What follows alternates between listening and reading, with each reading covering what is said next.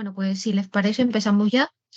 Esta mesa de comunicaciones, segunda mesa de comunicaciones, la vamos a moderar el profesor Pablo Cova y yo. Voy a comenzar yo, en este caso, presentando a Ángel Traver y luego intervendrá el profesor Pablo Cova presentando a Lorenzo Taccini. Y ya por último presentaré yo a Dramis Ruiz. Bueno, ahora va a hablar Ángel Jacinto Traver Vera, que es doctor en Filología Clásica por la Universidad de Extremadura. Su tesis, titulada Lucrecio en España, ha sido coeditada recientemente, aunque tiene ya unos años, por las universidades de Huelva y Córdoba, y ejerce en la actualidad como profesor de griego y latín en el Instituto San Fernando de Badajoz. Ha publicado una veintena de artículos sobre tradición clásica, en su mayoría relativos al tema de su tesis, la fortuna de Lucrecio en la literatura española, y ha colaborado asimismo en el Diccionario de Motivos Amatorios, redactando diversas entradas, entre las que destacan Edad de Oro y Ronda de Amor. Hoy nos va a hablar sobre un tema de literatura comparada, el símil de la amarga medicina de origen lucreciano en El Conde Lucanor. Y sin más, pues les cedo la palabra. Pues muchas gracias, Mónica, por tu presentación, así como a los asistentes a mi comunicación. Como podemos leer ahí en la primera diapositiva, pues el título de la autoridad al anonimato, el símil de la amarga medicina en el Conde Lucanor. Y es que en el prólogo tan persuasivo que escribe don Juan Manuel en su obra, pues aparece el símil de la amarga medicina de una manera evidente, clara, y se habla a menudo de que es un bien mostrenco. Una cosa interesante que podemos conectar con lo que ha comentado anteriormente el profesor Antonio Marín, el concepto de aprensión, ¿no? Y cómo se transmite estos motivos, estos símiles, ¿no? que parecen estar representados, curiosamente, en ese juego de trenzas, ¿no? O de ondas de la primera diapositiva en azul, ¿no? Donde pues esos riachuelos, que pueden ser los motivos, pues van jugando, van moviéndose de manera juguetona en las plumas de los escritores, ¿no? Y unas veces claramente se sabe de quién son y otras veces se ocultan y reaparecen. Bueno, pues de eso va a ir mi comunicación, y en concreto va a ir, en este caso, sobre un motivo muy concreto, que es el símil de la amarga medicina, que ha sido por antonomasia pues la comparación de la poesía didáctica y por extensión de la literatura didáctica. Y claro, la literatura didáctica, pues en la Edad Media, pues ocupa una parte importantísima, de la que el Conde Lucanor pues es un buen ejemplo. Antes de continuar, vamos a leer pues parte del prólogo donde está el símil de la amarga medicina, que es, la obra está datada en 1335. Dice así: por ende yo, don Juan, fijo del infante don Manuel, adelantado mayor de la frontera y del reino de Murcia, fi este libro compuesto de las más apuestas palabras que yo pude, y entre las palabras entremetí algunos ejemplos de que se podrían aprovechar los que los oyeren. Esto fi según la manera que facen los físicos, que cuando quieren facer alguna medicina que aproveche al fígado, por razón que naturalmente el fígado se paga de las cosas dulces, mezclan con aquella medicina que quieren medicinar el fígado, azúcar o mel o alguna cosa dulce, y por el pagamento que el fígado a la cosa dulce, en tirándola para sí, lleva con ella la medicina que la ha de aprovechar. E eso mismo facen a cualquier miembro que haya menester alguna medicina, que siempre le dan con alguna cosa que naturalmente aquel miembro le haya de tirar así, y a esa semejanza, con la merced de Dios, será fecho este libro. Como vemos, reitera una y otra vez, que es también un recurso de la literatura didáctica, la reiteración, y utiliza este símil emblemático de la amarga medicina, ¿de acuerdo?, para explicar cuál va a ser su método didáctico y cuál va a ser su objetivo, que es ofrecer pues ejemplos de vida, lo que en la literatura medieval también se llama scientia práctica.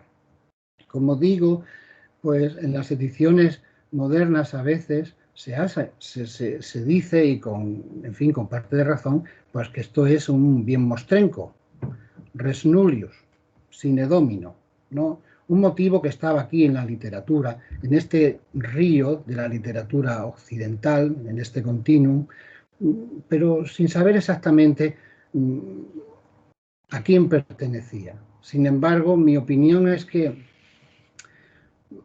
sí tenía un texto de referencia fundamental que se fue diluyendo, fue perdiéndose su paternidad, pero que sin embargo guardó estructuras, guardó expresiones que remiten a ese texto, que no es otro que el texto emblemático de Lucrecio, que aparece en el libro primero del De Rerum Natura, repetido después en el libro cuarto, los versos 936 al 38.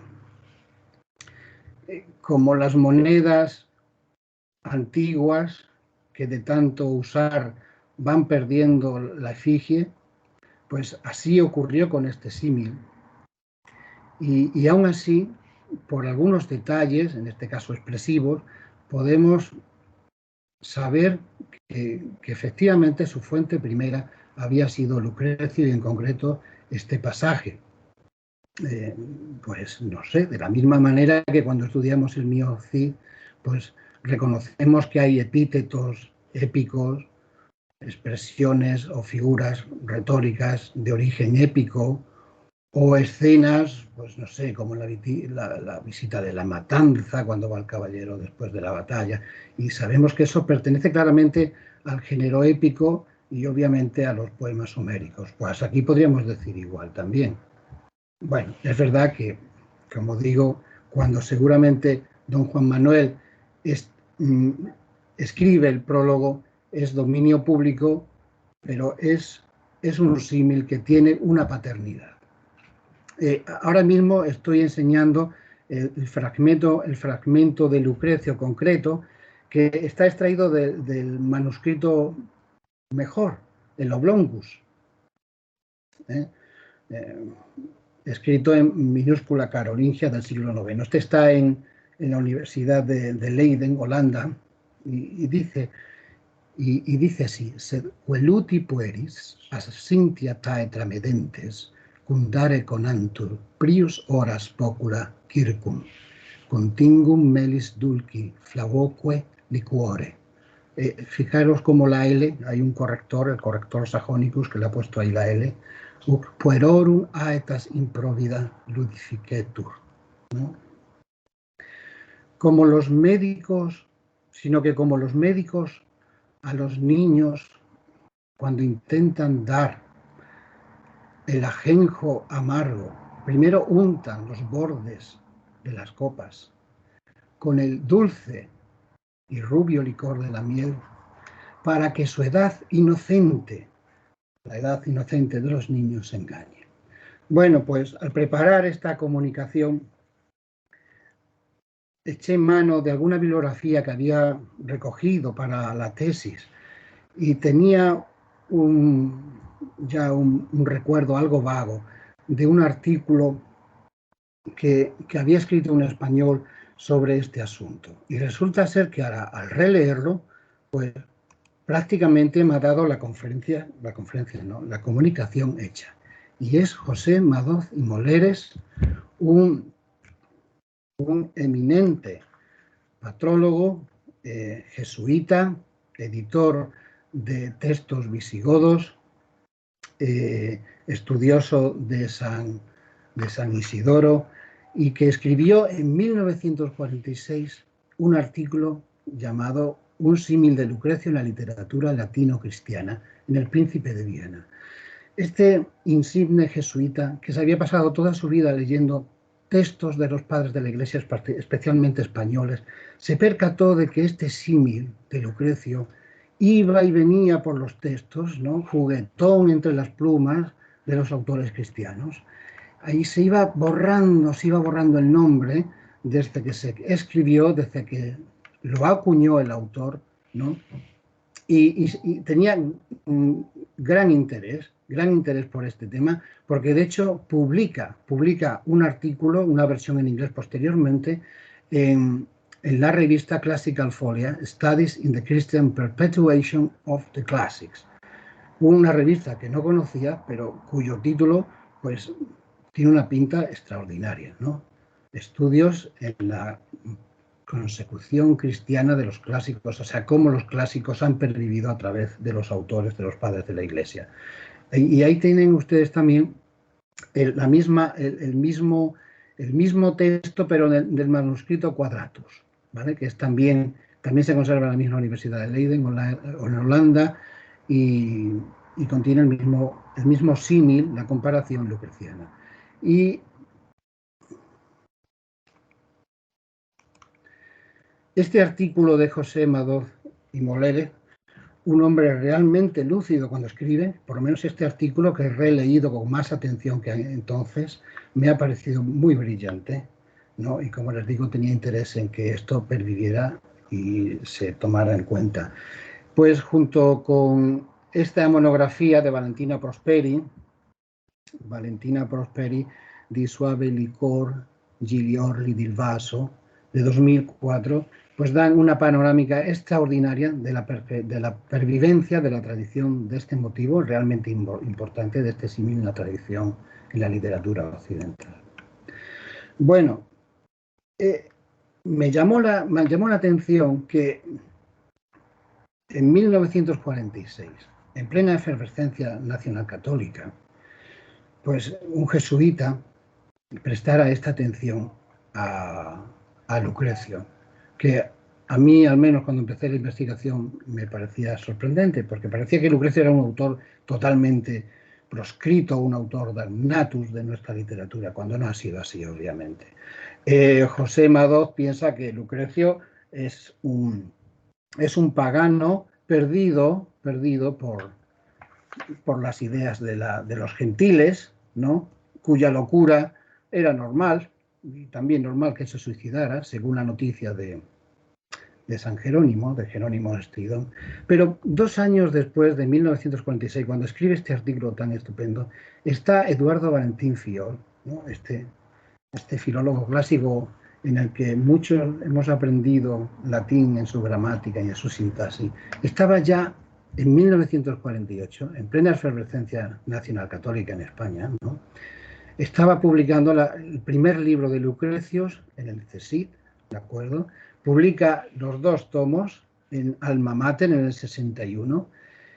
Posteriormente, en el 2013 o 14, creo, inmerecidamente, ¿no? La editorial Acantilado publica una reedición con un prólogo de Stephen Gribland, ¿no?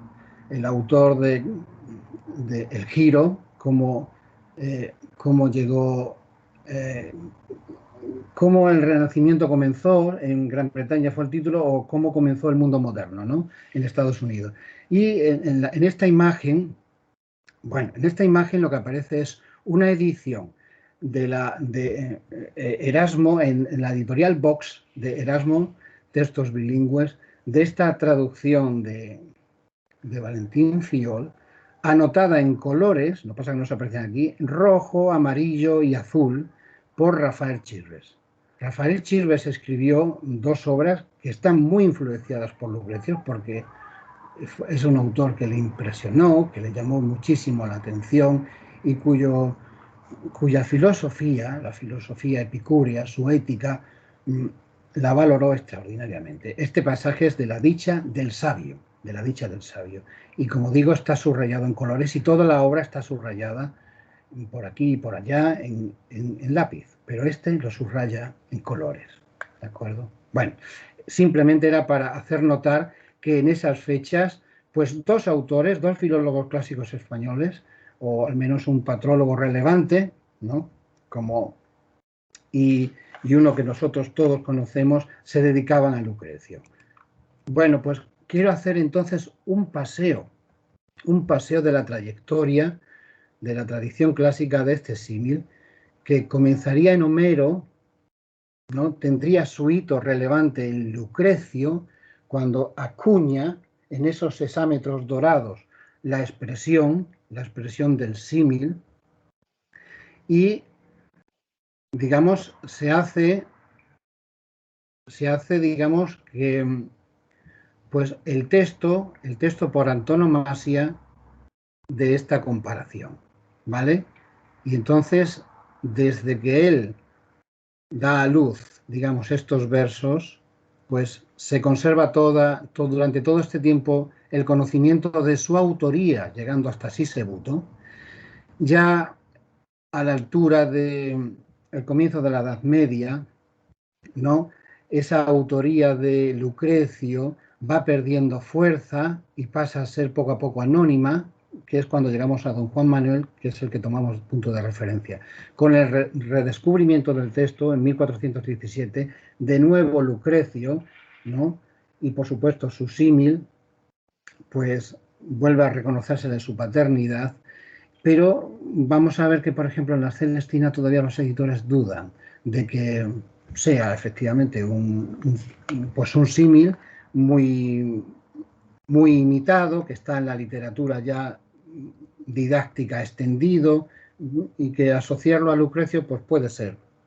Quizás todavía sea demasiado pronto. Sin embargo, ya, bueno, en Italia con Torcuato Tasso y Fray Luis de León usan ese símil a sabiendas de que es Lucrecio su autor. Y damos otro gran salto hacia Juan Valera, ¿de acuerdo? Y Gerardo Diego, que también lo usan, ¿no? Imitan o emulan ese símil a sabiendas de que es Lucrecio el autor. Bueno, en Homero no está el símil, pero sí aparece, como ustedes todos saben, pues la miel, que es uno de los elementos fundamentales del símil, ¿no? La miel y la medicina, ¿no? Y el enmascarar el sabor amargo, ¿no? La doctrina, la filosofía, ¿no? Pues aparece como simbolizando la persuasión, la capacidad de dar consejos y que esos consejos resuelvan, ¿no? De endulzar las circunstancias amargas o difíciles, ¿no? Aparece, por ejemplo, aquí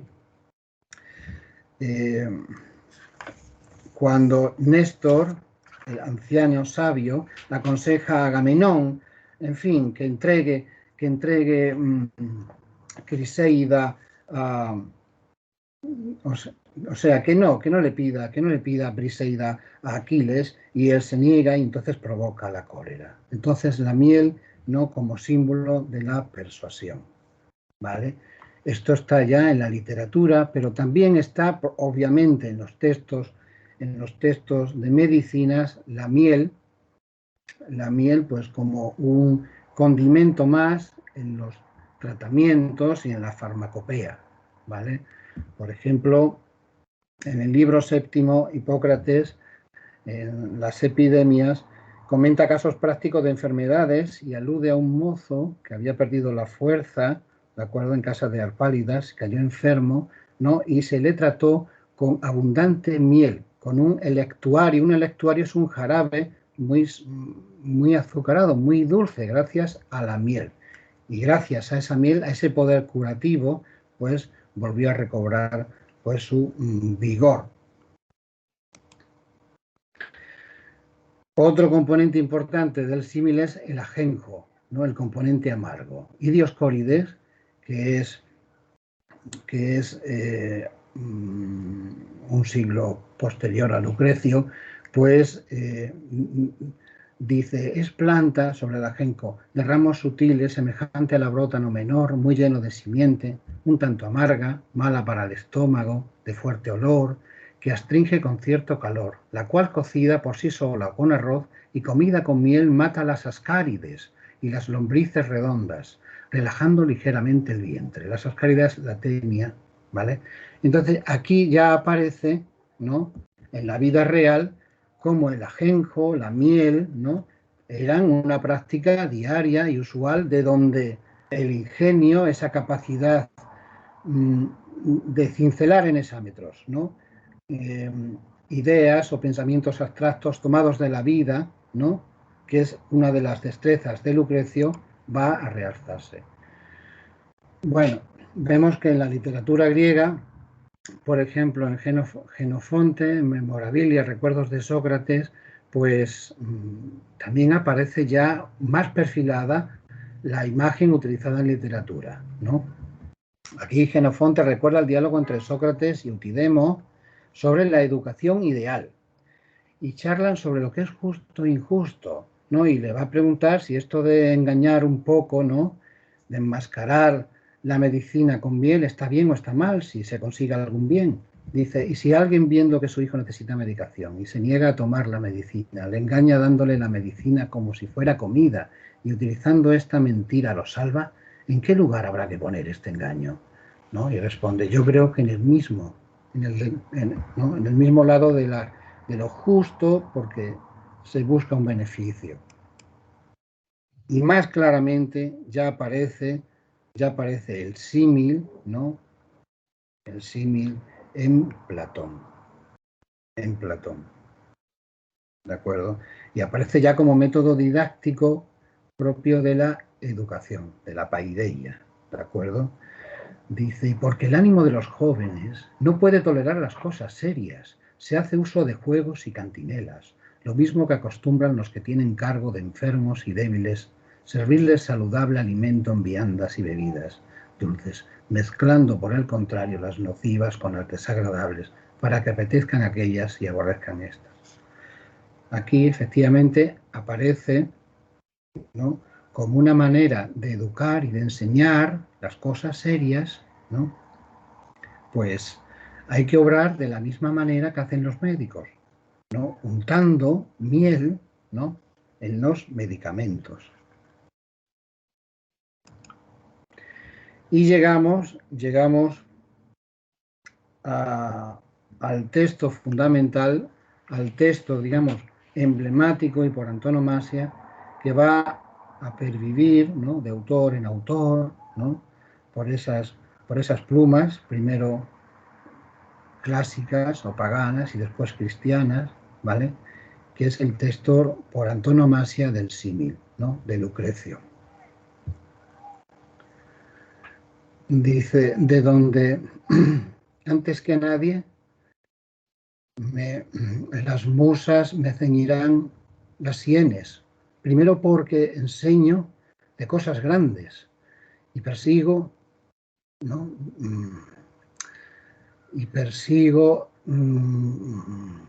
liberar el ánimo de los estrechos nudos de la religión.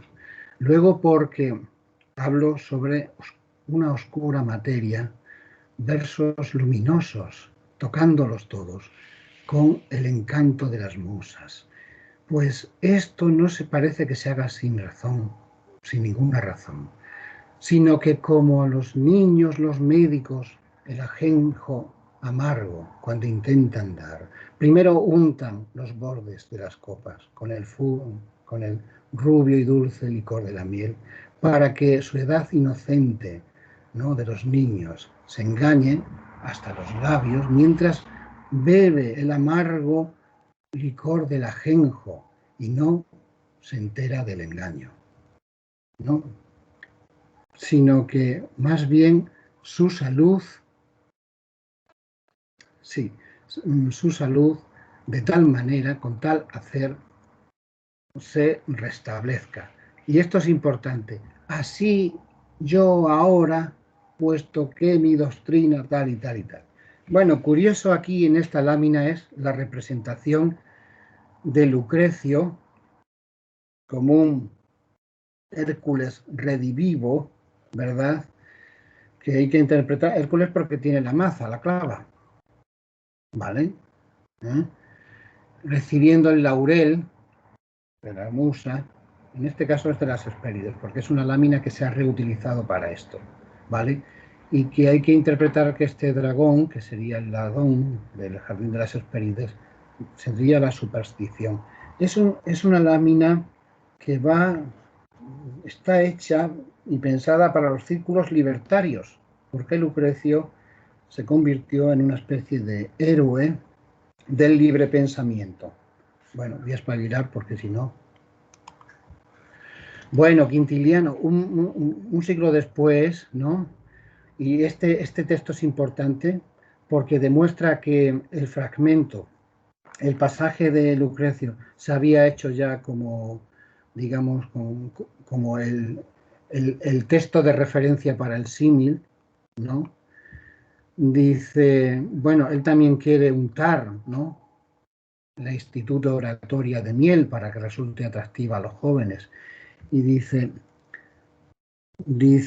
razón que movió a Lucrecio a tratar en verso de la filosofía, valiándose de esta semejanza a todos notoria. Esto es una traducción de los Esculapios, Ignacio Rodríguez y Pedro Sandier. Una traducción estupenda, en mi opinión. A todos notoria. O sea que ya para Quintiliano, y es un autor fundamental, es el autor calagurritano, ¿no?, de las Institutia Oratoria, ¿de acuerdo?, del manual oratorio o de retórica por antonomasia, y dice que el texto de Lucrecio es el texto de referencia, a todos notoria.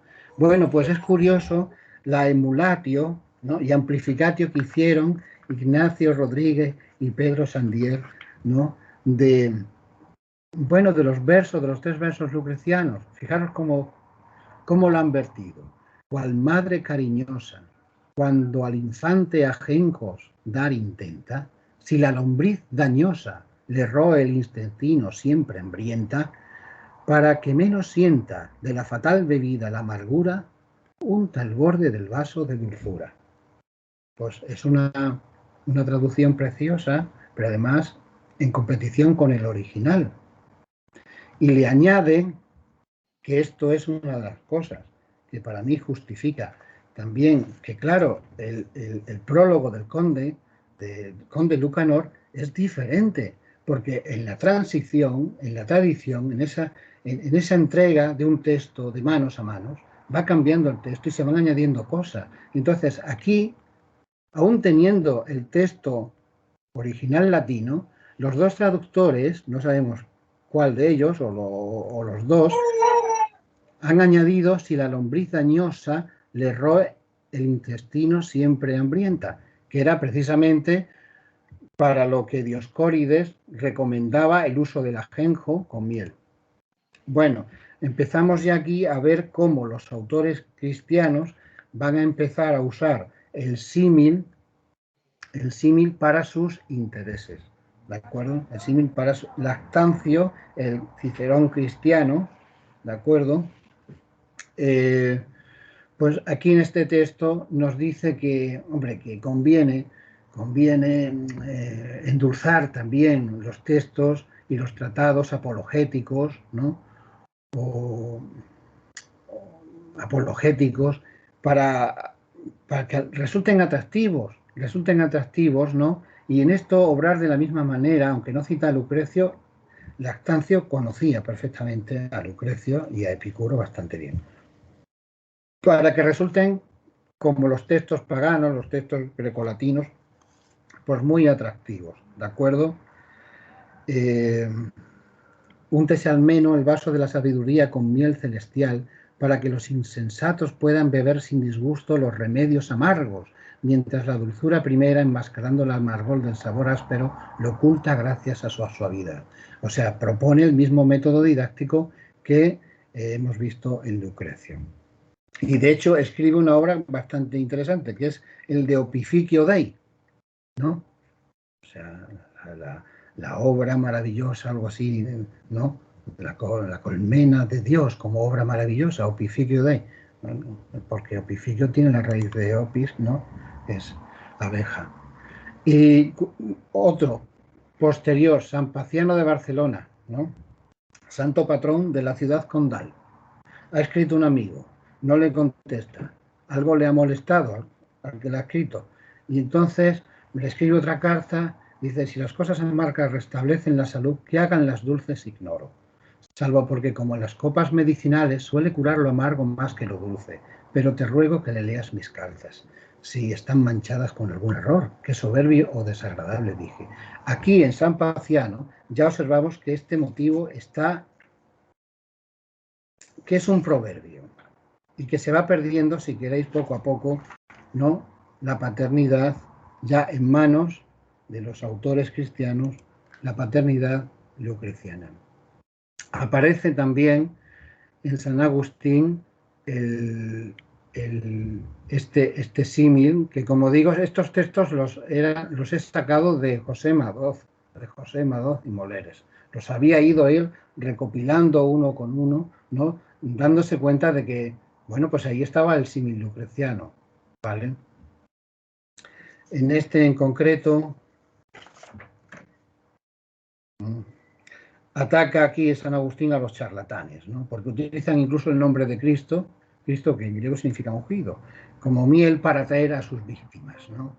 ¿Vale? Entonces, avisa de cuál es la táctica que utilizan estos charlatanes, ¿no?, que engañan a las gentes, ¿vale?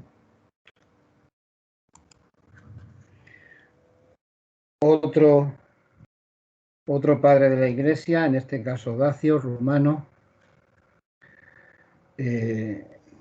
Casiano de Marsella, ¿vale? Aquí ya va configurándose el segundo uso del símil en los autores cristianos, que es el que prevalece, ¿no? Esto es, ojito, porque los herejes, los heterodoxos, mezclan con engaños, ¿no?, su herejía, ¿no?, su perversa doctrina, la untan con halagos, con miel. Y sirve para esto el símil, como alerta, ¿de acuerdo? Es el segundo uso que se hace del símil en los textos cristianos. Dice, y así de hecho también tú untas los bordes un poco de la copa ponzoñosa con algo dulce, y como miel, para que los hombres bebiendo la copa preparada, mientras gustan de lo dulce, no sientan lo pernicioso. Este uso del símil es a veces comparado o análogo al de los cantos de sirena, ¿vale? Los cantos de sirena también lo utilizan mucho los padres de la Iglesia para alertar también de los peligros que hay en los escritos paganos. Jerónimo de Estridón, ¿no?, en esta epístola a Texifón también usa el símil en esta segunda acepción como alerta de los heterodoxos, de los herejes, y lo interesante aquí es que 430 años después dice que justa illut Lucreti, como aquello tan famoso de Lucrecio, ¿no? O sea que ya tenía todavía en el siglo V, Lucrecio no había perdido, digamos, el texto de Lucrecio no había perdido su paternidad, se sabía de quién era y era todavía el texto emblemático, ¿vale? Bueno, aquí continuum viene porque es que Quintiliano utiliza aspiran, que es una variante, pero en los textos, en los manuscritos medievales aparece continuum. Jerónimo Estridón cita a Lucrecio y luego utiliza en varias ocasiones el símil y ya no dice de quién es, pero está claro que reelabora, imita, lo emula, sabiendo que es de Lucrecio, ¿no? Por ejemplo, este último contra Rufino dice: y eres acusado de un crimen manifiesto, esto es, que has querido untar con miel el cáliz del veneno, para que la dulzura engañadora ocultara el brebaje ponzoñoso. Está claro que el brebaje ponzoñoso pues es una doctrina heterodoxa, una herejía. Vicente de Lerrand escribe el Commonitorium. Nada, el Commonitorium es una especie de tratado o de relación de herejías y qué tácticas y estrategias usan estas sectas para ganarse a nuevos adeptos, ¿de acuerdo? Que es traducido, como decía, por el patrólogo, por el estudioso de los textos patrísticos José Madoz, ¿no? Y fijaros, en el siglo V también, pues dice: Itaque facium quod id solem qui parvulis austera quaedam temperaturi pocula prius ora mele circunlinum et incauta aetas cum dulcedinem praesenserit amaritudinem non reformidet. Y de este modo hacen lo que estos suelen, quienes al preparar algunos bebedizos amargos para los niños antes untan los bordes de la copa con miel, para que la incauta edad, una vez que haya saboreado el dulzor, no repudie el amargor. Aquí quiero marcar la similitud con el modelo lucreciano, ¿no? El modelo lucreciano. He tomado el texto de Oblongus y he señalado las palabras, las disposiciones y cómo, para mí está claro que Vicente de Legan ha estudiado posiblemente en la escuela el texto o lo conoce bien. No lo cita de memoria, pero lo conoce bien. Entonces, todavía ahí la autoría, la paternidad lucreciana está viva. Sisebuto de Toledo, según Fregedario, que es un escritor de la época, el más sabio de los reyes visigodos, amigo de San Isidoro. Y de hecho escribe un poema titulado Carmen de Luna, a la manera lucreciana. De hecho, se considera el único autor de la época, ya en el siglo VII, capaz de escribir hexámetros latinos. Y hace un poema de unos 70 versos sobre la luna, los movimientos de la luna, ¿de acuerdo? Y también utiliza el símil de la amarga medicina. Yo personalmente creo que Sisebuto sí conocía a Lucrecio, y era consciente de que este símil era del poeta epicúreo. Bien, pues aquí saltamos de nuevo a don Juan Manuel, ¿no? Han pasado pues 700 años y leemos otra vez: por ende yo, don Juan, ¿no?, según la manera que facen los físicos, ¿no? Y a mí me recuerda, por ende yo, don Juan, el sit ego nunc lucreciano, así yo ahora, ¿no? O como según la manera que facen los físicos, sed veluti, ¿no?, pueris abscincia taetra medentes, los médicos. Entonces, estos serían reliquias expresivas que aún ya cuando don Juan Manuel no sabe quién es el autor, porque todavía no se ha redescubierto este texto, son reliquias expresivas que apuntan al original, al primer modelo, al prototipo del símil lucreciano. Y estas reliquias más claramente quedan en Fernando de Rojas, que sí escribe la Celestina ya en pleno Renacimiento, y como el doliente que píldora marca o la recela no puede tragar, métenla dentro del dulce manjar, engáñase el gusto, ¿no?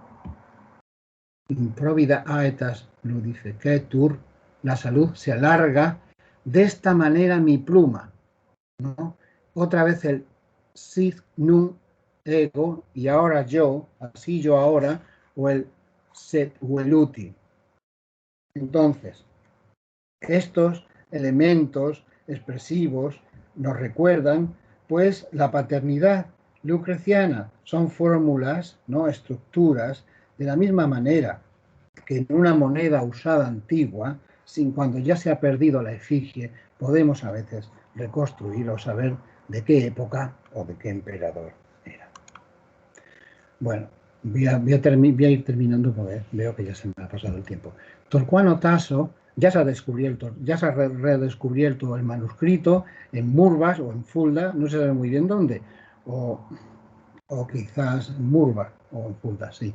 Y el texto del De Rerum Natura, 1417. Lleva ya un montón de años ya funcionando y circulando, aunque tardó en entrar digamos que de nuevo en el circuito cultural. Y Torcuato Tasso, pues, escribe al comienzo de la de Jerusalén liberada, pues un ejemplo magnífico y una emulación estupenda del símil. Y la leo en traducción de Juan Sedeño porque es que esta obra del Torcuato Tasso tuvo gran éxito y fue traducida prácticamente enseguida. Así se engaña al niño, a quien lastima la enfermedad, con miel untado el vaso, el jugo amargo que le dan recibe, y con su propio engaño saña y vive. Y Fray Luis de León, en la Oda novena, las serenas que son las sirenas, los cantos de sirena, y está alertando al lector, oye, ten cuidado, porque hay muchas doctrinas y muchos que piensan de manera diferente a lo ortodoxo, a lo que es conveniente, a lo que está bien, no te convenzan, no te dejes convencer. Y utiliza el símil lucreciano, pero vamos, tomándolo de Lucrecio. Como bien señaló el jesuita José Llovera, que hace un estudio estupendo de la poesía frailuisiana. No te engañe el dorado vaso, ni de la puesta al bebedero sabrosa miel cebado dentro al pecho ligero. Querinto, no traspases el próspero Asensio. Esta es la prueba determinante. Ten dudosa la mano liberal, que es azucena, esa purpúrea rosa que el sentido enajena, tocada, pasada al alma, pasa al alma y la envenena. Damos otro salto, también 2 o 3 siglos, y nos vamos a Juan Valera. Juan Valera era amigo íntimo de Menéndez Pelayo, que fue editor del De Rerum Natura, según la traducción del abate Marchena. El abate Marchena que nosotros queremos que no es el abate Marchena, sino un sacerdote, Matías Sánchez, su traductor realmente. Bueno, pues conocía bien al De Rerum Natura, le gustaba, lo utiliza en su epistolario, lo utiliza en el colofón de Pepita Jiménez, ¿no? Y en la postdata, una especie de justificación de por qué ha hecho esta novela de Genio y Figura, dice, es cierto que pudiera tener 3 o 4 escenas menos alegres o primaverales, pero valga como excusa aquello de la miel que se pone en el borde del vaso, a fin de que el niño engañado con su dulzura se trague el amargo medicamento.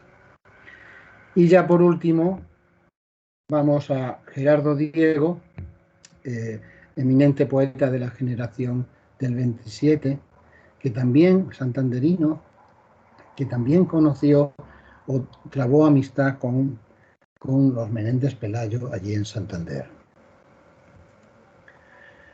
Y escribe este soneto tan hermoso, que es una especie de descripción de la tarea del poeta y usa de una manera mucho más, no tan evidente, el símil y además la imagen también lucreciana de que el poeta es una abeja que va libando de flor en flor y va tomando lo mejor, ¿no? Como decía Lucrecio en el premio del libro 3, ¿no? Aquello de apis, como la abeja aurea dicta de Pasquimbur, ¿no? Nos alimentamos de tus versos dorados, perpetuos, dignísimos, ¿no? Ahí aparece también la imagen de, en los versos de Lucrecio, del poeta como abeja. Yo como abeja me alimento de tus versos, de tu doctrina, Epicuro. Dice así este soneto con el que vamos a terminar. Cauteloso arquitecto de colmena, voy labrando celdilla tras celdilla, y las voy amueblando de amarilla miel, y de cera virgen y morena, miel, flor de flores, que unta y envenena, de loca dulcemente nuestra arcilla, y cera que es espíritu que brilla, y arde de amor, y se consume en pena. Burlo y venzo después toda la aspereza, y rindo suave al tasto la corteza, y a la vista armonioso el edificio. Y mi soneto es alta flor de tela, que exhibe ardiente y pudorosa cela, pulmón de piel de emoción y hueso de artificio. Aparece aquí esa quizás doble vertiente del símil que unta y que envenena, ¿no? Que hace ligero, que quita aspereza, que hace suave, ¿no? Que sirve para persuadir, para convencer. Yo creo también que este soneto, de una manera más elaborada, también tiene en cuenta el símil de Lucrecio, aparte de otros versos también posiblemente suyos. Y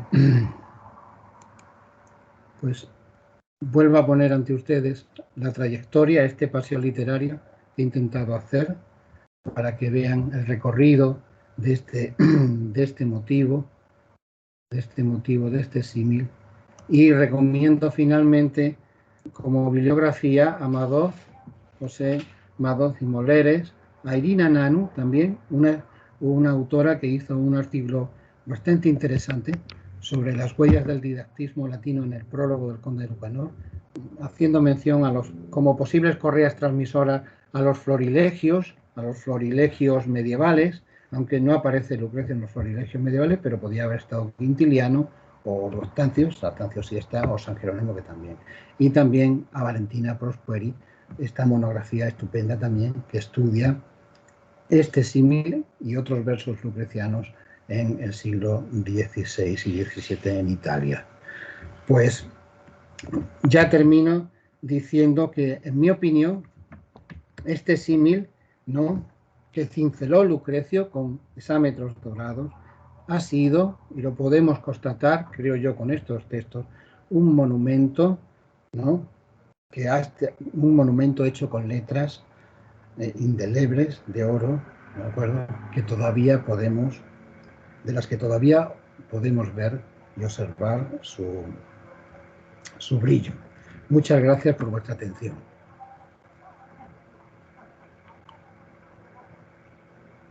Pues muchas gracias, Ángel. Si les parece, para las preguntas vamos a realizarlas todas al final. Y ahora pasamos a la comunicación de Lorenzo Taccini. Dejo la palabra al profesor Paolo Cova para que lo presente. Buenas noches a todos. Quisiera expresar mi más sincero saludo y agradecimiento a la profesoresa Mónica María Martínez Sariego, así como a todos los organizadores y el comité científico de este destacado evento. Mis disculpas por utilizar el español en ámbito universitario después de muchos años. Grazie anche a Lorenzo per l'invito. Lorenzo Taccini, nacido en Livorno en 1989, realizó sus estudios académicos en la Universidad de Pisa, se graduó en letras con currículo clásico en el 2000 y obtuvo su maestría en Ciencias de la Antigüedad y Arqueología en 2013.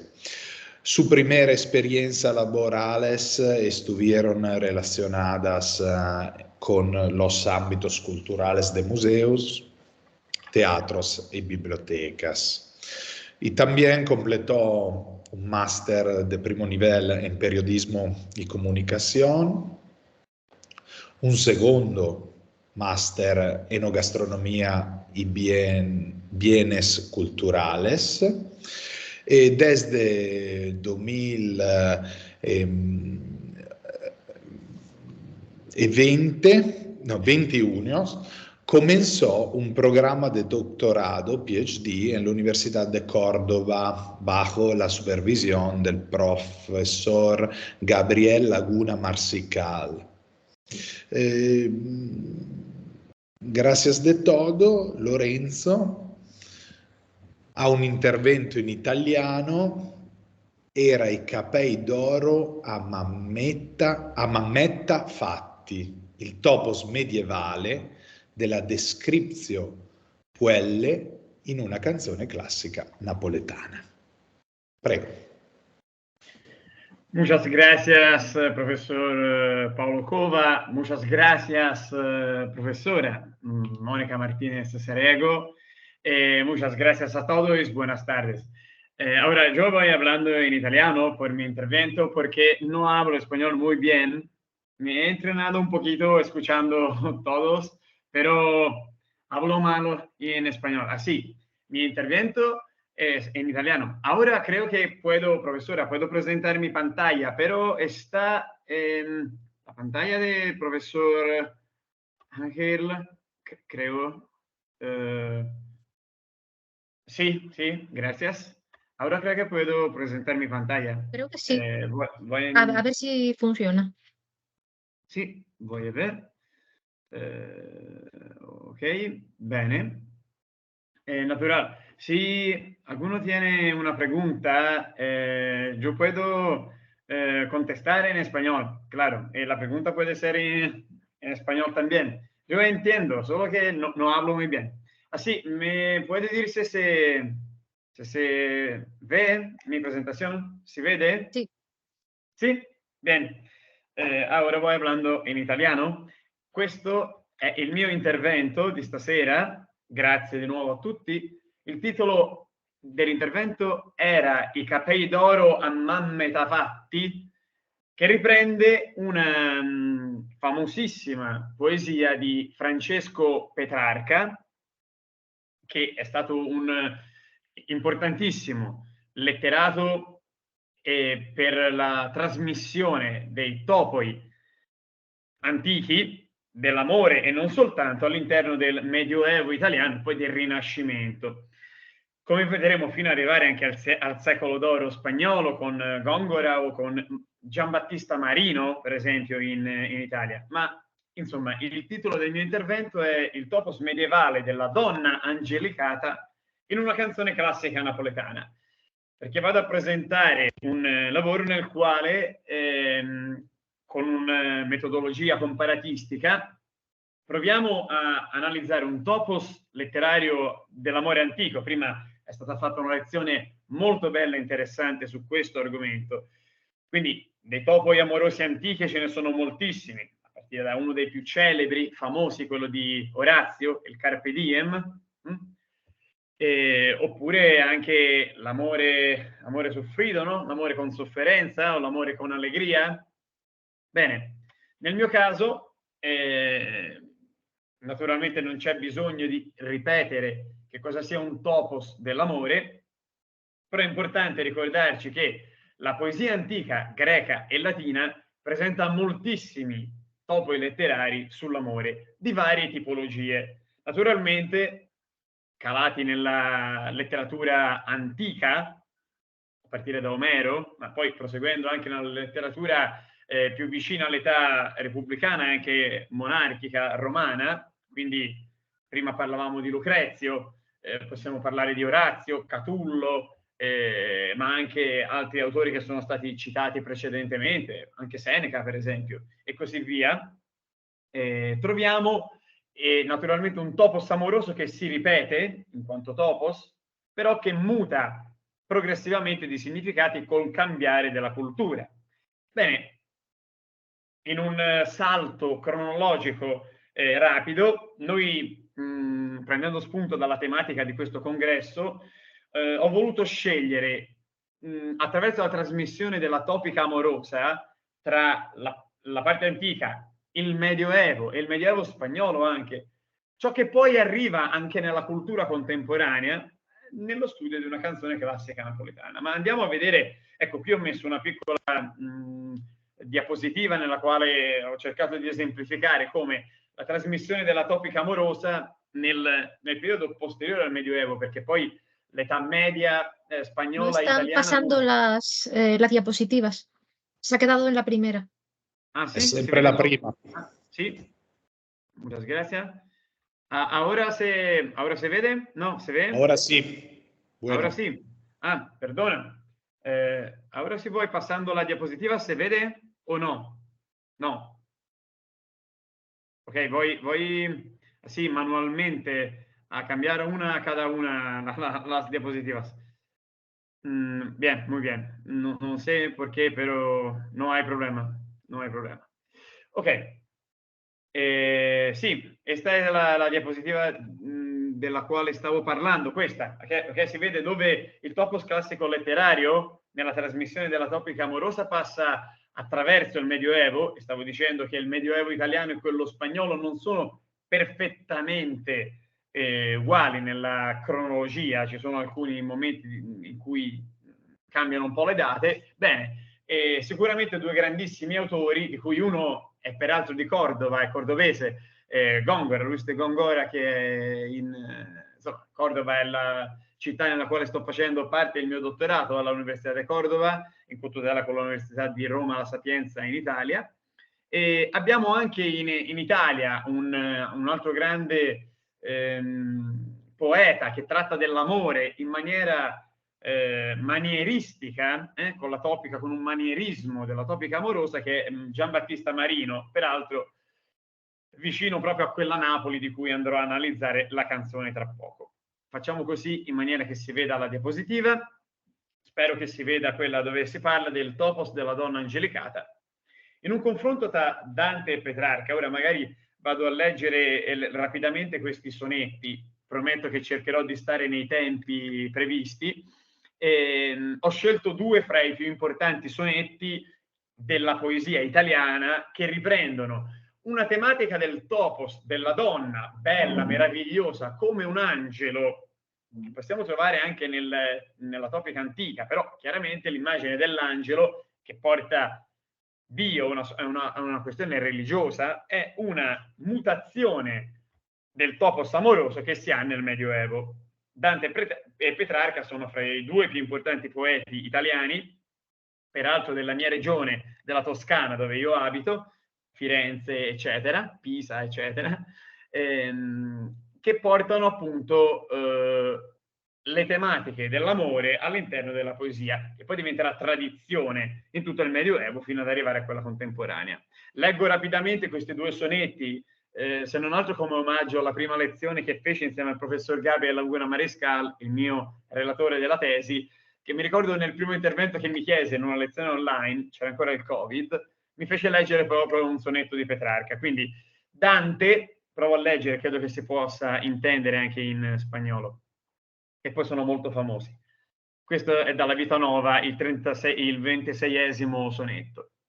Tanto gentile e tanto onesta pare la donna mia quand'ella altrui saluta, ch'ogni lingua de ventre mando muta e gli occhi non l'ardiscon di guardare.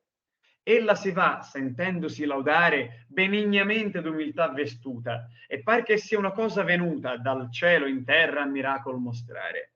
Mostrasi sì piacente a chi la mira, che dà per gli occhi una dolcezza al core, che intender non la può chi non la prova. E par che dalle sue labbia si mova uno spirito soave pien d'amore, che va dicendo all'anima, sospira. La donna che passa in mezzo alla gente è talmente bella che non la si può neanche guardare, è come un angelo, rappresenta Dio in terra.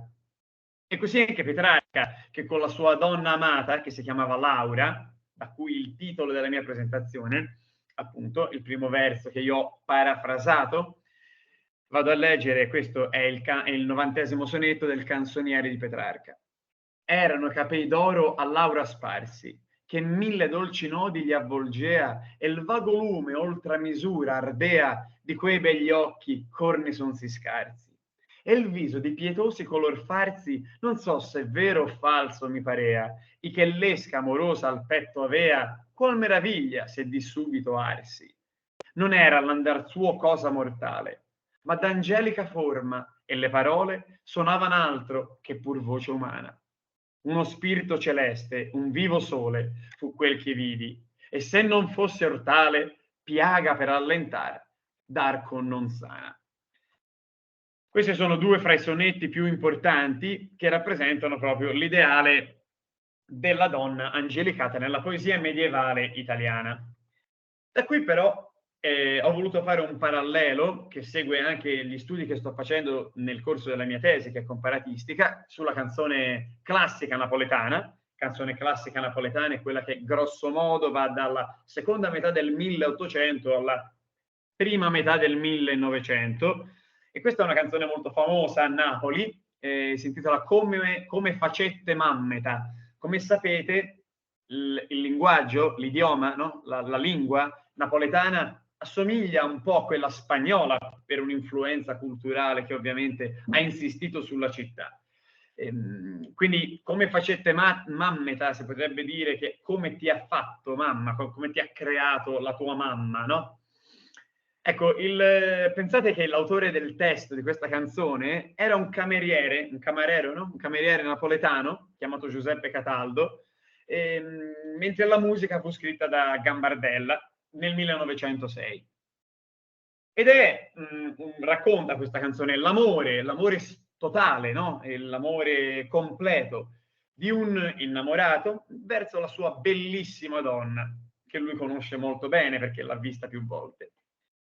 Mi piace, ho riportato un pezzettino di una studiosa, Limodio appunto, poi in bibliografia finale ho messo giusto un appunto, dove nel ritornello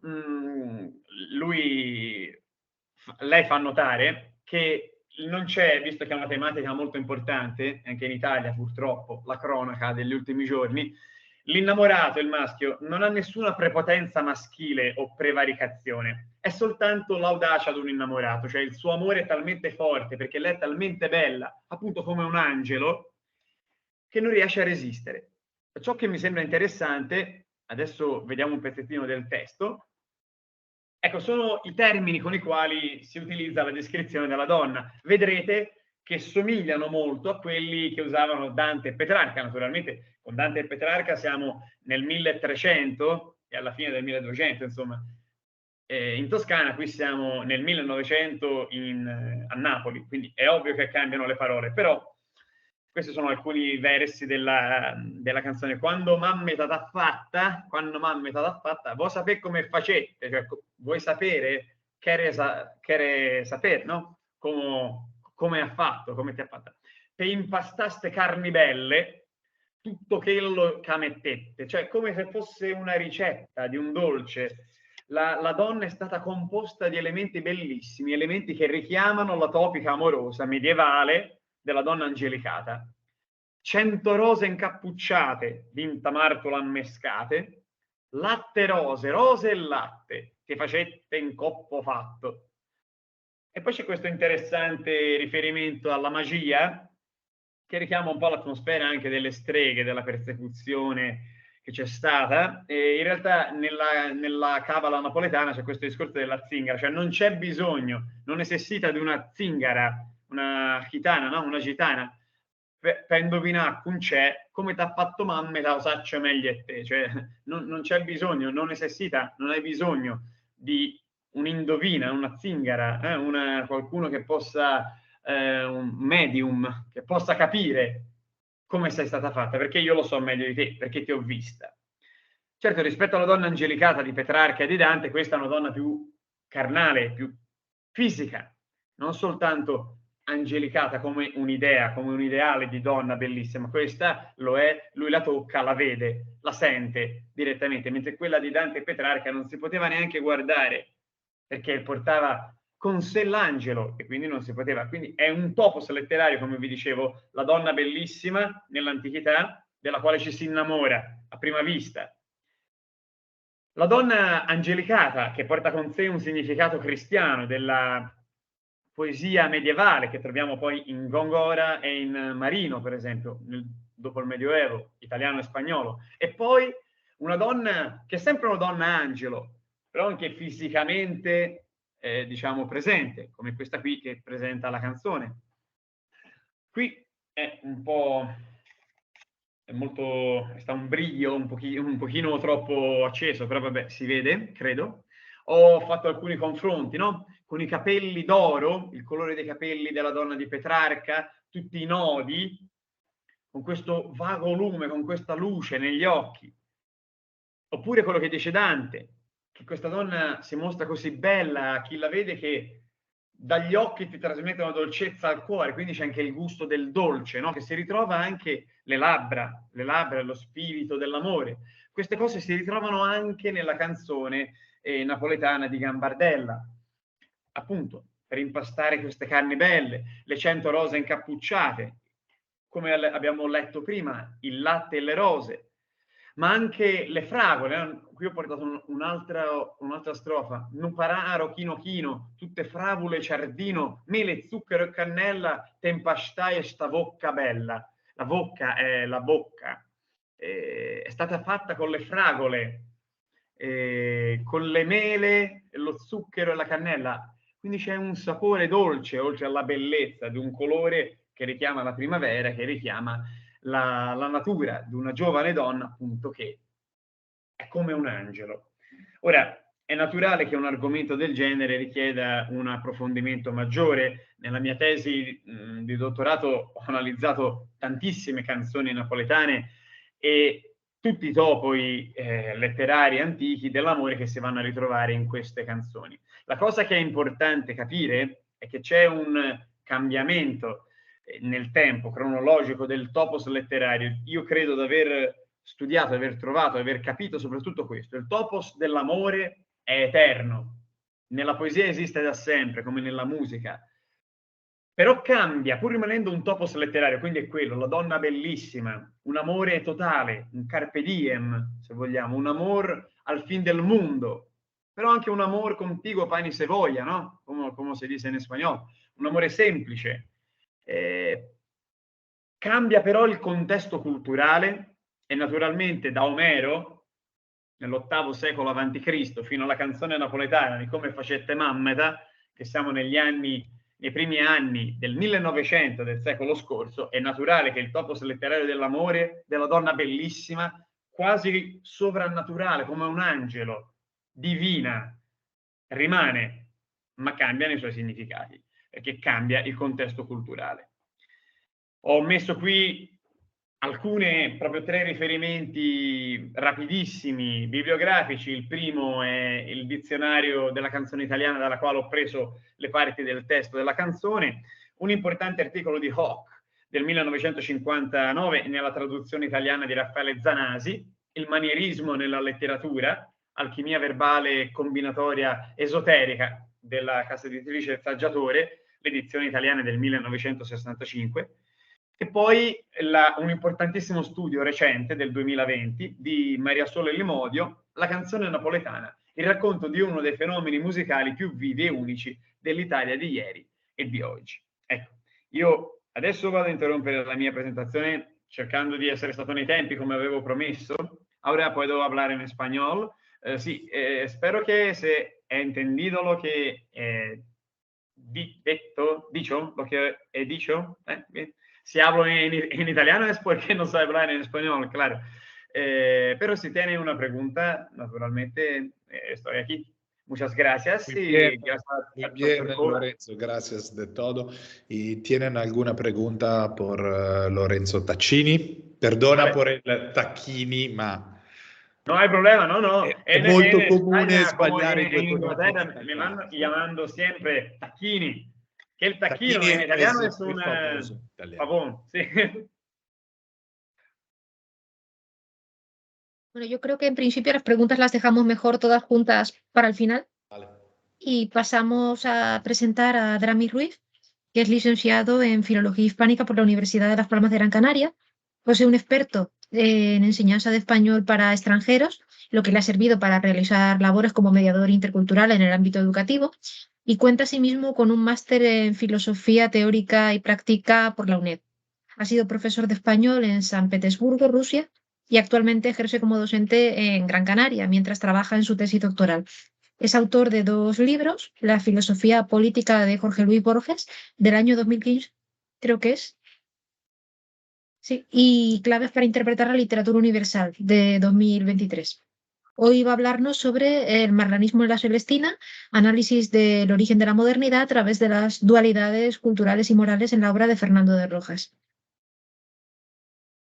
Muchas gracias por la presentación, Mónica. En primer lugar, agradecer la oportunidad. Y voy a tratar de compartir el documento, es la primera vez que manejo el Team. Entonces, a ver si es posible. Perdona, Mónica,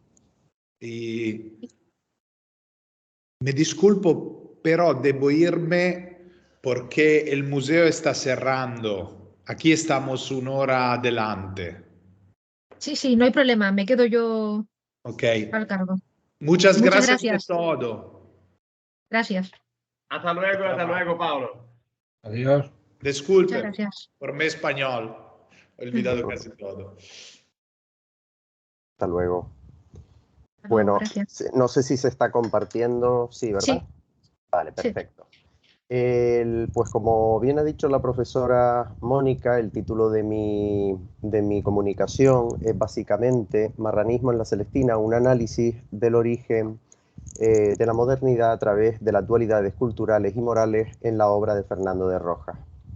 ¿Qué es lo que pretendemos con este pequeño acercamiento? Con esta comunicación lo que pretendemos es explorar el marranismo y su relación con la aparición de lo que usualmente conocemos como Edad Moderna, en clara unión con la escritura de esa obra genial, tan representativa de la literatura española tardomedieval, que es La Celestina. Esto lo vamos a hacer a partir de unas lecturas que explicaré después y a las que les he dedicado una diapositiva en concreto. Entonces, pasemos, si les parece, al contexto histórico y cultural. La Celestina se escribe precisamente en el seno de una sociedad altamente estratificada. Ya sabemos que básicamente se componía de tres castas: los velatores, los que hacían la guerra, los oradores, el clero, más conocidos como el clero, y los laboradores, ¿no? El campesinado, lo que se conoce también como los plebeyos. Aún así, y a pesar del gran poder que la nobleza tenía, surge una burguesía que empieza cada vez a cobrar más influencia, no solo económicamente hablando, sino también social. Y la traigo a colación porque es importante que tengamos en cuenta que muchos judíos y judeoconversos van a pertenecer precisamente a esta burguesía emergente. Tampoco debemos olvidar, por eso lo he dejado ahí, que la Celestina se escribe bajo el reinado de los reyes católicos. Así, cuando, y como todo el mundo sabe, Isabel I de Castilla y Fernando II de Aragón se casan en 1469, se unen los reinos de Castilla y de Aragón y se unifica lo que será la política del reino a partir de ahí, y que conoceremos como la unificación de España. Pero vayamos primeramente, porque en esta historia de la Celestina, los judeoconversos y Fernando de Rojas tiene mucha importancia la Inquisición. Pasemos, si les parece, a explicar un poco los inicios de lo que se conoce como el Santo Oficio. En el año 1461, el franciscano Alonso de Espina solicitó al rey Enrique IV que restableciera una Inquisición general en los territorios de la Corona de Castilla. Su intención era la de descubrir a aquellos conversos que practicaban el judaísmo en secreto y castigarlos con la pena de la hoguera en caso de que ésta fuera necesaria. No debemos olvidar tampoco que en realidad la Inquisición tiene precedentes fuera de España. Se utilizó precisamente para perseguir a los herejes valdenses y a los cátaros, por ejemplo, y finalmente Enrique IV cede, la crea, pero queda sometida al poder del obispado, de los obispos, y actúa única y exclusivamente en territorio toledano. Es importante también señalar que, para que tengamos en cuenta un poco cuál era la situación real de los judeoconversos, que estaban precisamente presentes en la corte. Por ejemplo, yo he traído aquí una lista, voy a mencionar unos cuantos porque de verdad que es bastante larga. La Corona de Aragón, por ejemplo, la vicecancillería regia, era desempeñada por Míser Alfonso de la Caballería, que era judeoconverso. Jaime de la Caballería era consejero regio. En otros puestos, por ejemplo, de Aragón, tenemos al copero, al despensero mayor, al lugarteniente del tesorero general, al gobernador de Aragón, al escribano racional, al conservador de Aragón o al secretario de mandamientos de justicia. También en Castilla, por ejemplo, como consejeros judeoconversos, podemos encontrar a Pedro de Cartagena o Pedro Arias Dávila, también el contador de cuentas, por ejemplo, o incluso el obispo de Coria, Juan de Maluenda.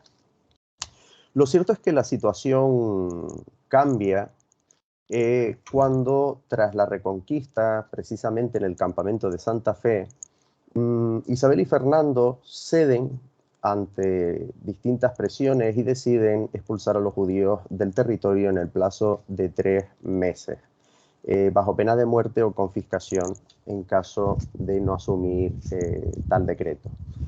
Las cifras son bastante impactantes. Yo he hecho esta tabla a partir de los datos que da el historiador Paul Johnson en su libro Historia de los Judíos.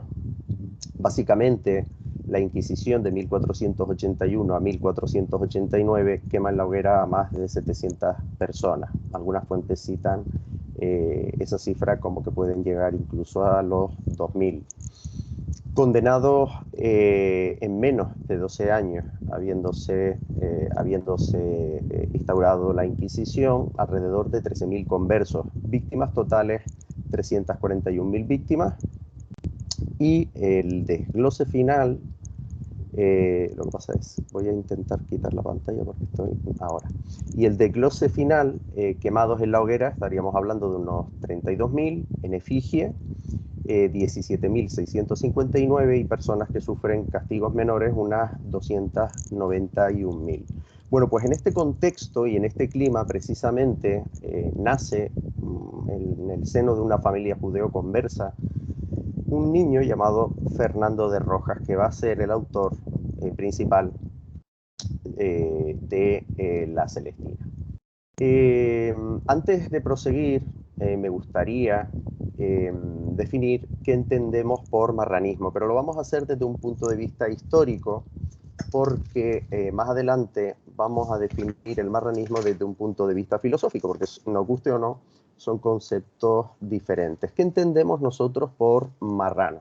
Obviamente, en primer lugar, hay que dejar claro que el término es bastante despectivo y se utilizaba y se utiliza de forma despectiva. Cuando hablamos de marranos nos referimos, desde un punto de vista histórico, repito, a aquellos judíos en la península ibérica y en los dominios de España que se vieron forzados a convertirse al cristianismo para escapar de una muerte segura o del exilio. Este hecho terrible implicó que se diera una condición híbrida en los judeoconversos, tanto a nivel cultural como moral. Es lo que más adelante explicaremos, que se conoce como dualismo cultural y dualismo moral. El término, apunta Gilman en un libro que mencionaré ahora mismo, en realidad originalmente lo utilizaban los judíos para referirse a otros judíos que incumplían la ley alimenticia de alimentarse con cerdo. Con el tiempo los cristianos lo utilizarían como insulto contra los judeoconversos. ¿Fue Fernando de Rojas judeo converso? Pues sabemos que sí, gracias a un estudio que surgió a principios del siglo XX del profesor Manuel Serrano y Sanz. Puso de nombre a ese estudio Noticias biográficas de Fernando de Rojas, autor de La Celestina, y en él, a partir de lo que se conoce como el expediente Palavecín, explica qué tipo de relación, a pesar de que Fernando de Rojas vivió toda su vida tratando de no llamar en absoluto la atención, qué tipo de relación se dio a lo largo de su vida con el Santo Oficio, o con las leyes incluso. Álvaro de Montalbán, al parecer, y tal y como explica el expediente Palavecín, era el suegro de Fernando de Rojas y fue acusado de apostasía y de herejía en un momento dado por parte de la Inquisición, y tras varias reuniones pide que por favor sea su yerno Fernando de Rojas el que lo defienda ante el tribunal. La contestación del inquisidor que llevaba el caso del suegro fue que no podía ser Fernando de Rojas porque tenía que ser alguien, y cito literalmente, sin sospecha. Este sin sospecha, literal, da a entender que en verdad Fernando de Rojas tuvo que tener algún tipo de conflicto con la Inquisición, o por lo menos que estaba en el punto de mira de esa entidad. Jovel, en un libro que mencionaré más adelante, cuenta también una historia. Lo que sí es cierto es que solo la he encontrado en Jovel. Según asegura él, el Santo Oficio, la Inquisición, en un momento dado, desentierra, exhuma los cuerpos de los padres de Fernando de Rojas y les prenden fuego con la intención de quedarse con sus propiedades tal y como marcaba la ley frente a la apostasía. Bueno, pues como ustedes comprenderán, es muy difícil pretender que este clima, estas situaciones históricas no van a dejar ningún tipo de marca en un autor judeoconverso y en la que va a ser su única obra, La Celestina. Bueno, yo quisiera traer aquí y mencionar varios libros para contarles un poco cuáles han sido las lecturas que he hecho y más o menos cuál es la composición del lugar que me he formado. En primer lugar, dejar bien claro que no estoy diciendo que la única lectura posible de La Celestina sea la que se puede hacer desde el marranismo. Sin duda, La Celestina se puede leer de muchas maneras y esta es simple y llanamente una más.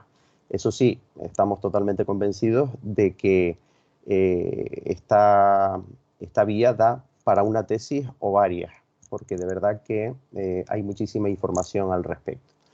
En primer lugar, tras la publicación del trabajo que mencioné de Serrano y Sanz, el primero en hacerse eco de este estudio es precisamente Ramiro de Maeztu, que en su ensayo Don Quijote, Don Juan y la Celestina, ya sabemos que son los tres arquetipos esenciales y que ha dado al mundo precisamente a la literatura universal, la literatura española, termina el ensayo con la Celestina o el saber.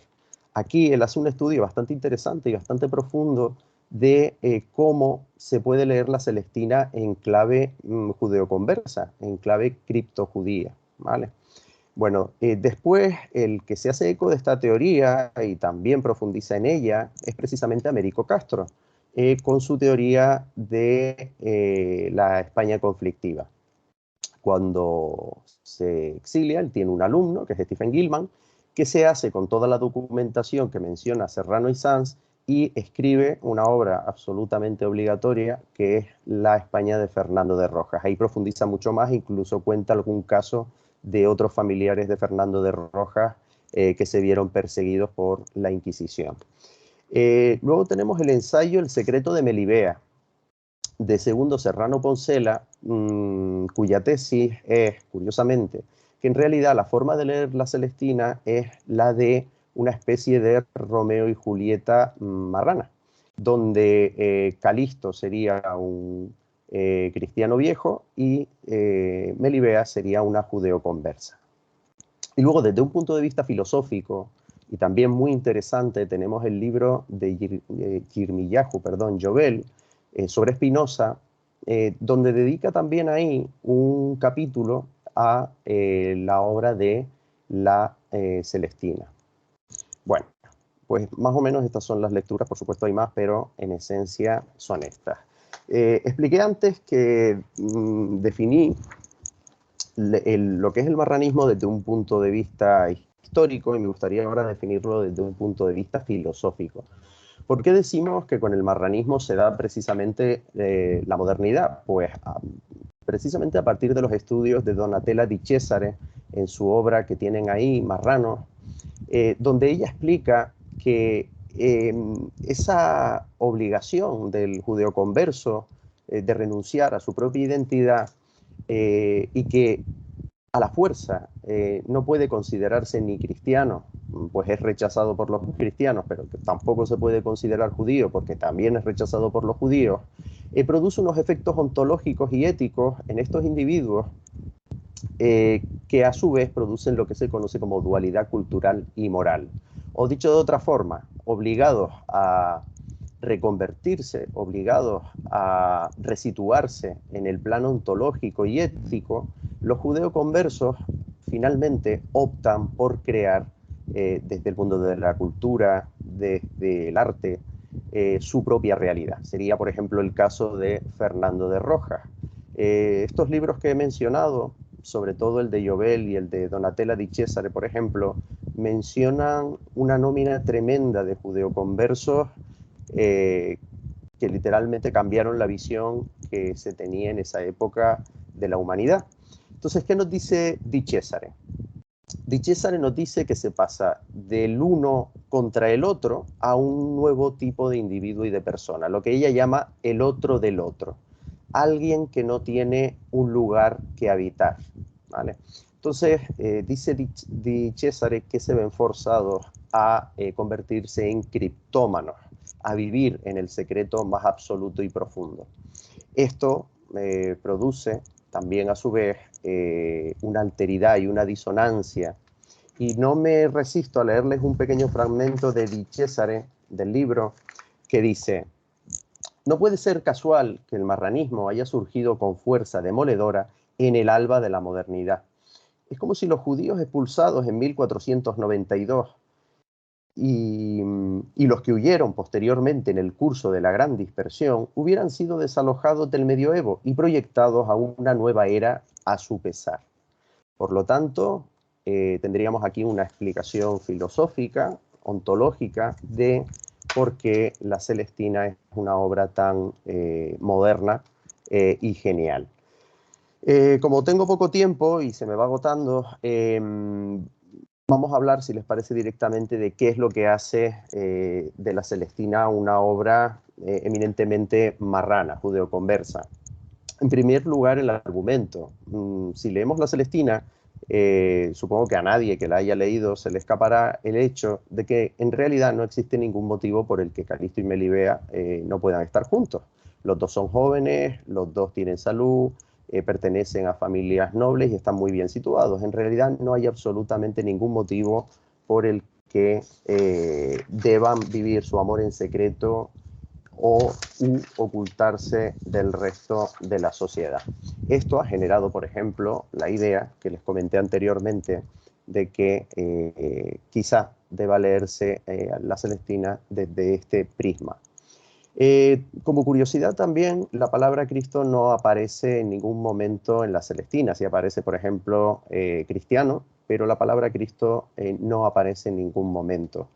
Esto es importante teniendo en cuenta que estamos hablando de literatura tardomedieval. Otra cuestión interesante es lo que se conoce como la atmósfera. Cuando nos referimos a la atmósfera, estamos haciendo referencia a un concepto de la crítica impresionista que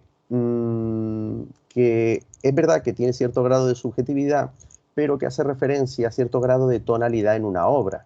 Pues creo que no cabe la menor duda de que esa atmósfera de La Celestina invita al secreto. Todo es secreto en La Celestina.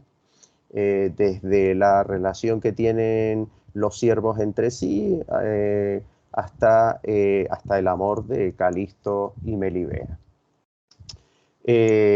Por ejemplo, en el auto 13 de La Celestina podemos leer en Calisto que dice: oh mis secretos, más secretos, cuán públicos andaré por las plazas y mercados. ¿Qué será de mí? ¿A dónde iré?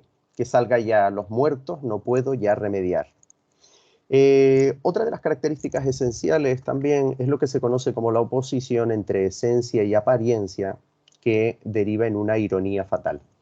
La esencia, o también verdad, modificada por la necesidad de reflejarse en una especie de apariencia que acaba volviéndose ambigua, deficiente y en muchos sentidos también irónica. Por ejemplo, en el auto 12 leemos: ¿a dónde hay verdad? De boca de Calisto. ¿A dónde no moran falsarios? También podemos leer la famosa frase que suele aparecer siempre en referencia a el criptojudaísmo, que es esa que dice Pármeno: y todo era burla y mentira.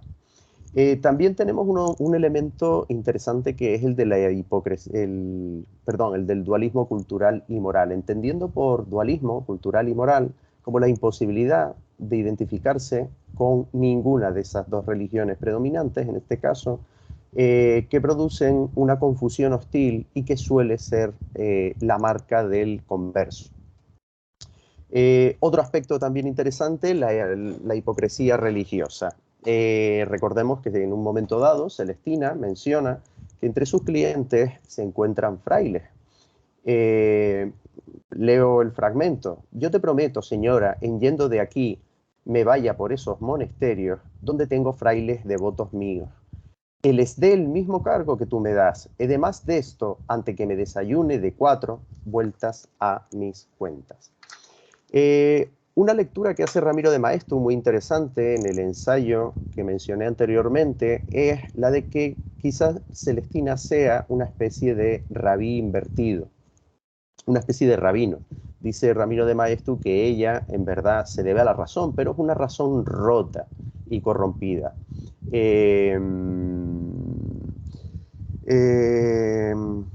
Esto lleva a Llobel, en su ensayo en el que mencioné anteriormente sobre Spinoza, a ir un poquito más lejos y llega a mencionar que en verdad Celestina puede entenderse como una especie de trasunto de la Iglesia Católica, donde habría una crítica bastante ácida por parte de Fernando de Rojas, denunciando en qué podría haberse convertido, teniendo en cuenta todo lo que implica y tal y como es la Celestina, pues la Iglesia Católica. Y para acabar, aunque hay más características, he rescatado solamente en lo que se conoce como el abandono en el amor. Es sabido que uno de los grandes pecados talmúdicos es precisamente abandonarse a eso que Ramiro de Maeztu llamaba el amor-pasión. Así, por ejemplo, vemos cómo este amor-pasión acaba en una blasfemia. Por ejemplo, Calisto, hablando con Sempronio, le dice Calisto, ¿por qué? Sempronio, porque lo que dices contradice la cristiana religión. Calisto, ¿qué a mí? Sempronio, ¿tú no eres cristiano? Responde Calisto, yo, Melibeo so, e Melibea adoro, en Melibea creo, e a Melibea amo.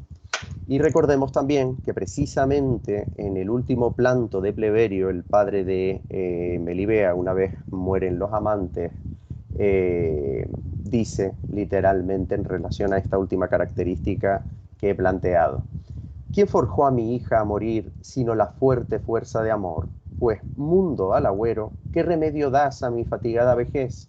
¿Cómo me mandas quedar en ti, conociendo tus falacias, tus lazos, tus cadenas de redes, con que pescas nuestras flacas voluntades? ¿A dó me pones mi hija? Bueno, y finalmente, pues se me acaba el tiempo ya.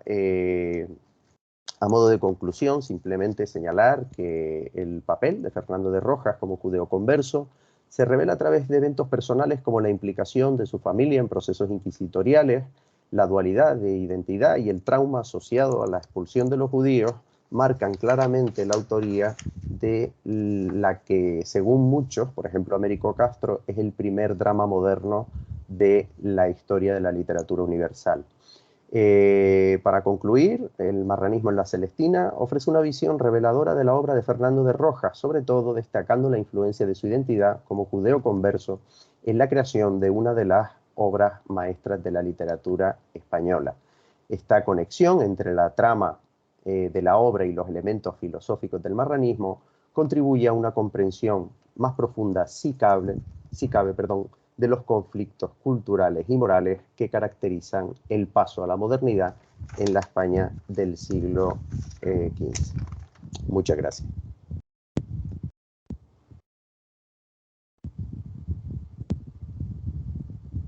Bueno, pues muchas gracias, Adramis. Y ahora, muy brevemente, porque nos hemos pasado bastante de tiempo, si alguien tiene alguna pregunta o algún comentario que hacer, pues es el momento.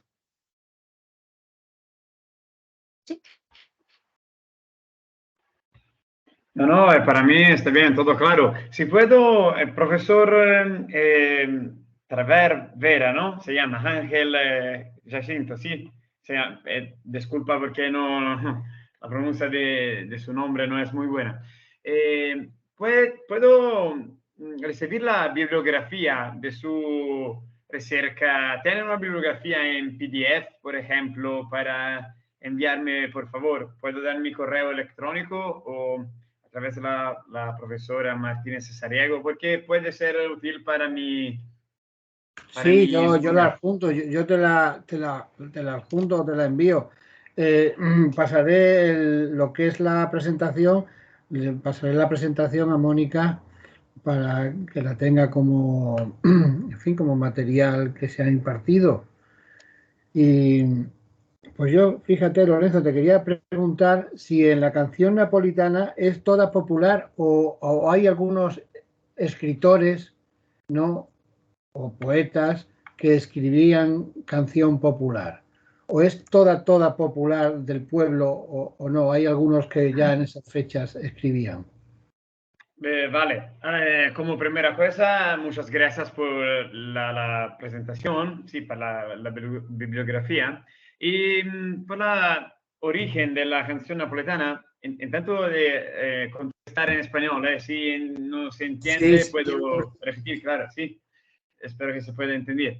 Muchas palabras no existen probablemente en español, pero intento de responder. Así, no, hay una origen popular, pero tiene una origen oficial también de literatura, porque está, por ejemplo, un autor que se llama Salvatore di Giacomo, que es un autor de la fin del 1800, y ello fue un poeta como primero, y he escrito muchas canciones napolitanas, pero son canciones de literatura, de muy buena literatura española, que han tenido una música, ¿no? Y así se deben volver a hacer canciones, pero la origen más antigua de la canción napolitana seguramente, por mis estudios, es popular porque en la media edad está una canción, por ejemplo, del 1252,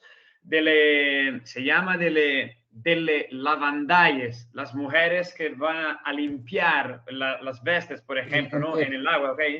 Es un canto popular, es la primera canción básicamente napolitana. Y después está una evolución a través del tiempo, claro, y la dominación española, inglés. Está una mutación muy fuerte en la canción, pero es popular seguro hasta el 1800.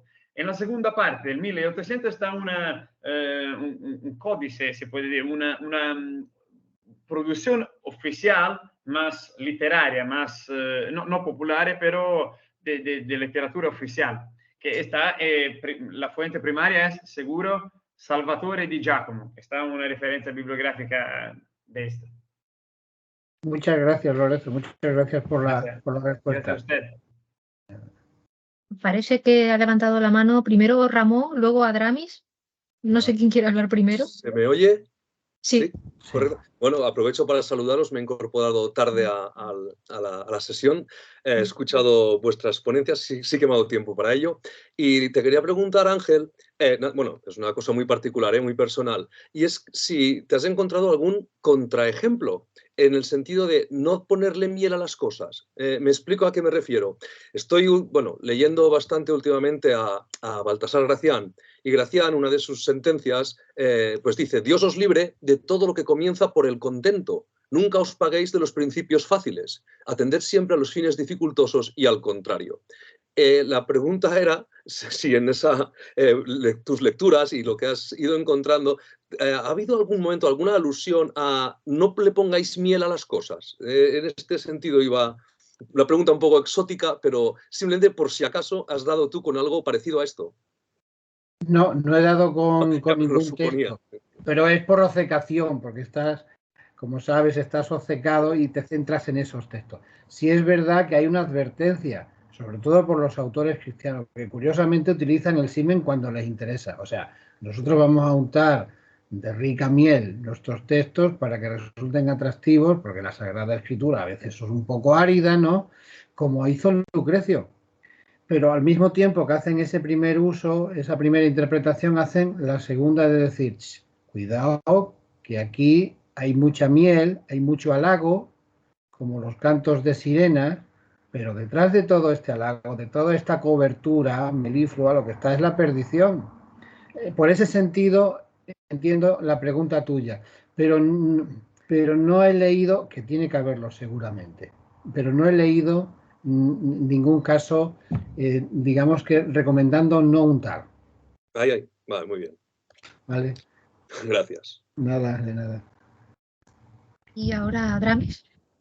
Bueno, en primer lugar, felicitarles, de verdad que me han encantado las comunicaciones. Y yo tenía una preguntita para el profesor Traver. ¿Se ha planteado en algún momento buscar, por ejemplo, el símil en discursos de políticos contemporáneos? Porque a mí me encantan los grandes discursos, Churchill, Martin Luther King, etcétera, y me suena haber leído en algún sitio precisamente ese símil, por curiosidad, por mera curiosidad. Gracias. Muchas gracias por la pregunta. Ahora te voy a hacer yo, si no te importa, también otra que tengo aquí. Y es que porque no he buscado en más textos, porque es, bueno, el tema de la comunicación ha surgido por sacar un hilo, un fleco de la tesis y desarrollarlo. Y entonces me he centrado en unos textos. Y aunque el paseo ha sido amplio, pues obviamente no he ido a literaturas extranjeras ni a discursos políticos, pero seguramente, por ejemplo, Winston Churchill, que era un buen conocedor del mundo clásico, no te extrañe que tire del símil, aparte de que es un símil de la literatura didáctica, conocido, porque Lucrecio, bueno, y más en el siglo XX, ¿no? Hasta 1940, donde los currículum, por ejemplo, en el mundo anglosajón, tenían unas antologías grecolatinas bastante generosas. Es de sobra conocido, es de sobra. Pues sí, sería una gran vía de indagación, ¿no? Para conocer hasta dónde llega, y seguramente que tiene también recorrido político. Sí, Adramis, yo creo que sí. Y aprovechando, te quería preguntar, la Celestina se publicó de forma anónima, ¿no? Al principio, ¿no? Y porque luego la autoría, ¿cuándo se conoce que es de Fernando de Rojas? A ver, en realidad Fernando de Rojas añade el acróstico a la Celestina una vez, creo yo, esto ya es una interpretación mía, se da cuenta de que ya no hay riesgo porque no olvidemos que la historia acaba mal y de alguna manera una de las lecturas que se hace de la obra es que aquel que peca, aquel que comete pecado, recordemos que al final los amantes yacen juntos, pues acaba con su justo castigo. Los nombres que menciona Fernando de Rojas en la carta que se añaden después, son precisamente los de Juan de Mena, y la mayoría de críticos creen que es el otro, que es Rodrigo de Cota, que también menciona Fernando de Rojas. Hay una biografía muy difícil de conseguir, que tengo precisamente aquí. Lo que pasa es que con 20 minutos la verdad no daba para tiempo. Claro. Que es una biografía, la única que hay que existe, de Rodrigo de Cota, que se cree que fue el autor del primer auto de la Celestina.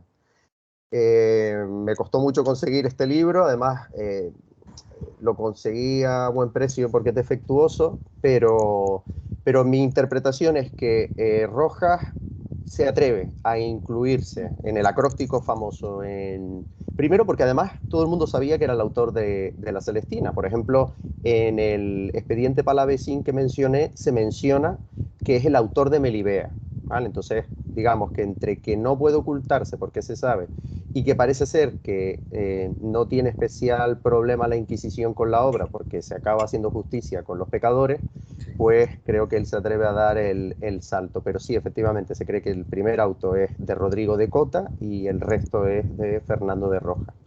Al menos la mayoría de la crítica apuesta por esa teoría. Muchas gracias. A usted. Interesante, muchas gracias. Bueno, pues si nadie tiene ninguna pregunta más, lo podemos dejar aquí. Yo quería agradecerles a todos su participación en esta mesa, porque ha sido una mesa bastante completa, con temáticas muy variadas, y han aportado todos su granito de arena para el mejor conocimiento de la literatura tardomedieval, que es el eje sobre el que gira este congreso. Y bueno, con esto nos despedimos hasta mañana. Ya mañana nos vemos a primera hora de la mañana, bueno, en la península un poco más tarde, con 3 ponencias y por la tarde otra serie de ponencias y una mesa de comunicaciones. Muy bien, buenas noches. Muy buenas tardes y hasta mañana. Igualmente, Buenas noches y buenas noches a gracias. todos y muchas gracias. Gracias a todos. Adiós. Hasta mañana. Adiós.